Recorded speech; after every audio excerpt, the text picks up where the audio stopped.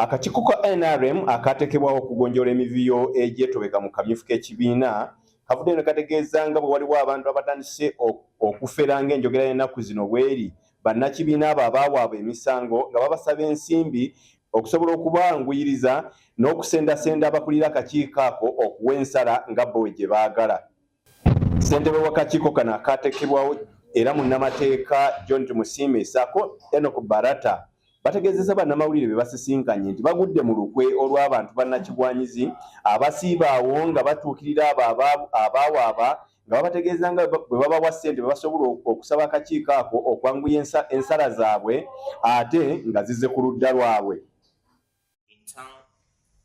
Taking advantage of the situation, extorting people, parties, petitioners and respondents about either the time of release of their results or results. I want to assure you and I want to be categorically clear.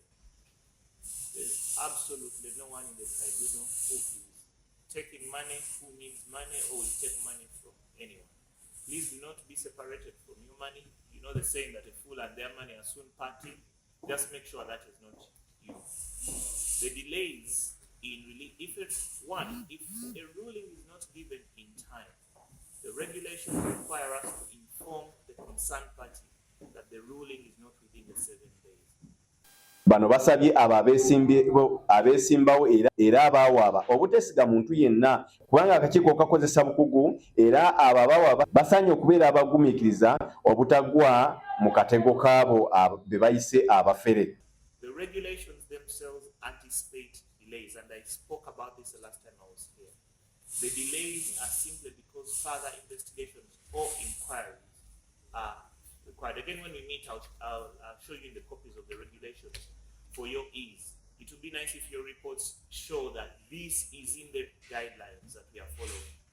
Delays are anticipated, and the reasons for delay are two: further investigations or inquiries. That is the only reason that the result is delayed. It is only natural that when a result like this is delayed, it will cause anxiety. Mu kiseera kino akakiiko kagamba kaakamala okuwa ensala emisango 100 nga n'omu ku abo akakiiko gwe kasalidde omusango ne gudda ku ludda lwe ye munnamagye General Henry Tumukunde eyayaga ekifo ky'omubaka wa Rukungiri Municipality. Let no one be taken advantage of. Again, no money is accepted, no money is needed, and there's no one who should tell you in the town that they somehow can influence the decision of the tribunal. No. The decision of the tribunal have been, as I will demonstrate to you, strictly based on the evidence and the law as the tribunal understands it. So thank you very much. Okukakasa abantu nti tewawaawo omuntu yenna alimbalimba abantu eyo nti akakiiko kaludde okusala omusango lwakubanga kalina kyekeetaaga oba ki tewali wano alina kyeetaaga ensala bweba eruddewo lwa nsonga nti abantu bonna bakola era nammwe ab'amawulire muli wano naffe mutulaba tubaawo kiro tubaawo ku makya tubaawo saawa meka.